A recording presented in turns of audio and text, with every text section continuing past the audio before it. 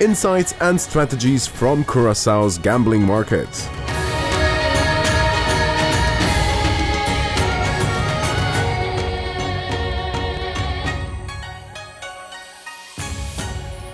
My name is Javier Silvania, and I am the Minister of Finance of Curaçao. It is a pleasure to address you today on the crucial topic of regulation in the gambling industry. Regulation is a very interesting thing. Over the last few years, as I have led the evolution of the jurisdiction of Curaçao, there have been plenty of learnings and insight. And from my experience, three key takeaways have consistently emerged. First and foremost, solid regulation is undeniably beneficial.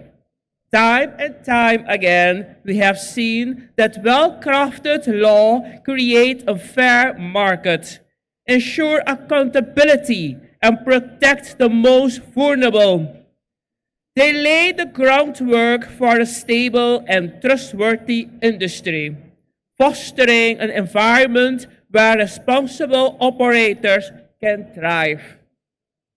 However, it is equally important to recognize that overregulation can be counterproductive. We must strive for a balanced approach that maintains high standards without stifling the industry vitality or encouraging disrespectable behavior. Moreover, regulation must also keep pace with technological advancement, particularly digital currency and assets. It is imperative that we incorporate this innovation into our regulatory framework. Virtual assets, including cryptocurrencies, are becoming increasingly prevalent across the globe, and quite frankly, ignoring them is not an option. Allowing cryptocurrency within the jurisdiction of Curaçao is not only feasible but necessary. Yet, it is crucial to emphasize that these overarching rules regarding anti-money laundering and player protection remain paramount.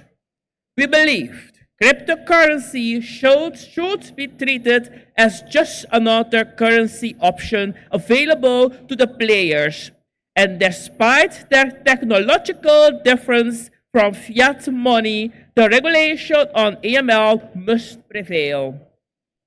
In conclusion, as we navigate the complexities of modern technology, we must ensure that our gambling law evolves accordingly, without compromising our commitment to preventing money laundering and protecting players. By doing so, we will create a resilient and trustworthy environment where responsible operators can flourish and vulnerable players are safeguarded. I will now hand over to my advisor, Aideen Shortt, who will delve deeper into the three critical issues I outlined. And I wish you all an enjoyable and productive few days here at SiGMA, Manila. Thank you.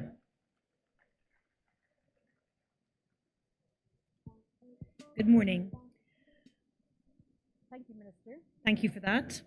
So I'm going to elaborate on the 3 points that the Minister has made. So the first one that he said is regulation is a good thing. So personally, I have been in the industry for over 20 years, and I have seen jurisdictions emerge, jurisdictions evolve, jurisdictions change. And one thing that is absolutely constant is good, solid regulation is actually beneficial. It's counterproductive to some people's thinking, but in actual fact, it has been proven time and time again. So one thing that's worth noting here in Curaçao, a lot of people, there was a lot of naysayers, there was a lot of misinformation over the last 18 months as the regulation and the jurisdiction evolved and emerged.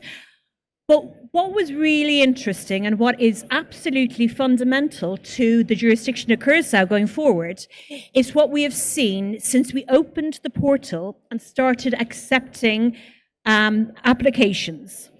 Now, we had in the first round of applications, we had high expectations, and they were absolutely annihilated. We have 741 applications in progress, our licenses issued at the moment. So 741 continues the fact that Curaçao is arguably one of the biggest jurisdictions in the world in terms of license numbers and volume of licenses. So we had a lot of people saying, okay, people don't want regulations, people don't want to have to follow AML, to have to follow player protection. But I'm here to say today, and to carry on what Mr. Tangeo said, which is to avoid criminality, to protect the players, to keep our industry clean, is something that the operators do want. And this is proven in the numbers of applications within Curaçao. So, as the Minister said, overregulation is counterproductive. So while good, solid regulation is beneficial, overregulation is not. So this is why in Curaçao we have taken a very grown-up approach to the process that we expect our license holders to follow.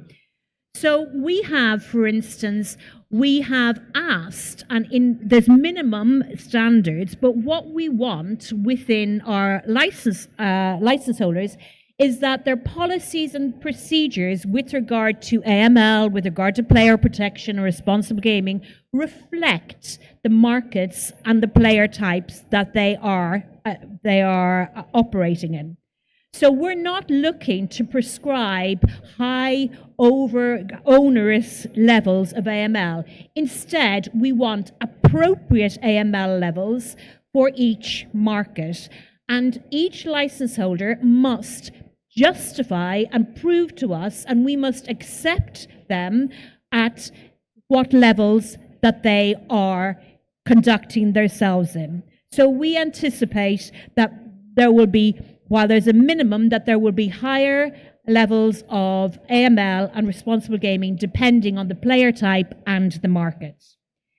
So when it comes to technology and AML, these are both two of the critical things that we need to follow in the regulations of today.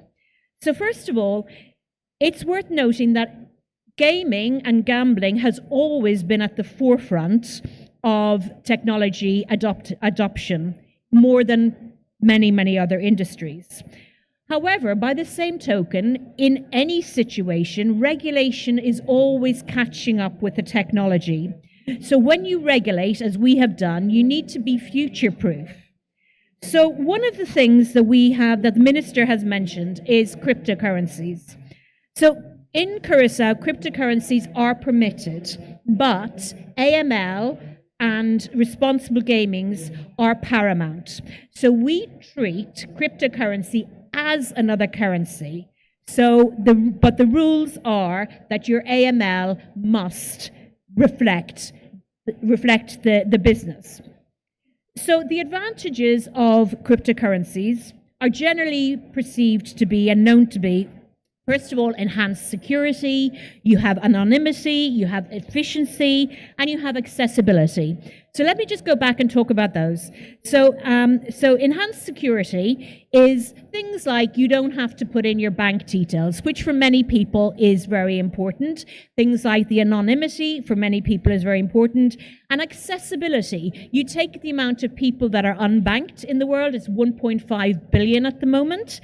And so accessibility is a critical part because cryptocurrencies will actually facilitate the gambling industry to grow. However, I remind you that despite the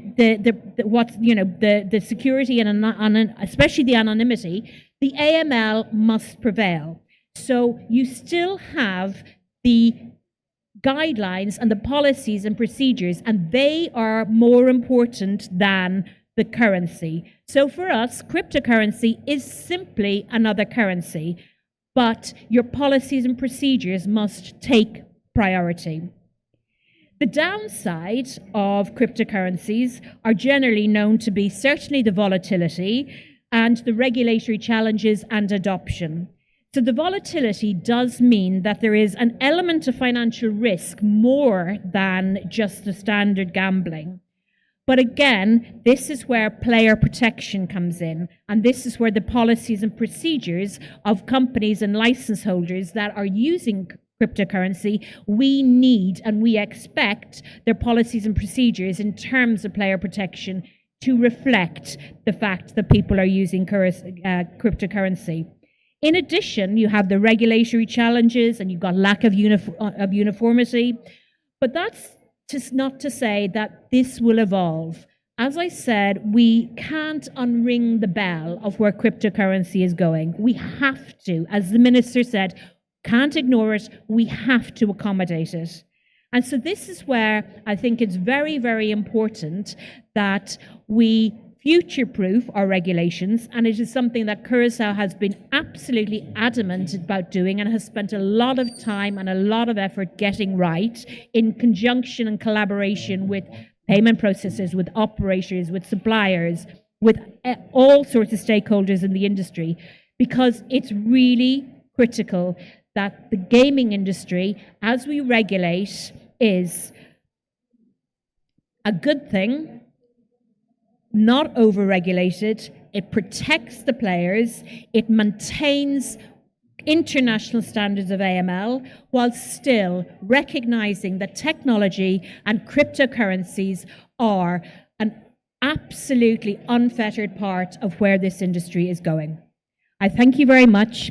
Thank you very much, Minister, and have a very, very productive and enjoyable few days here in Manila. Thank you.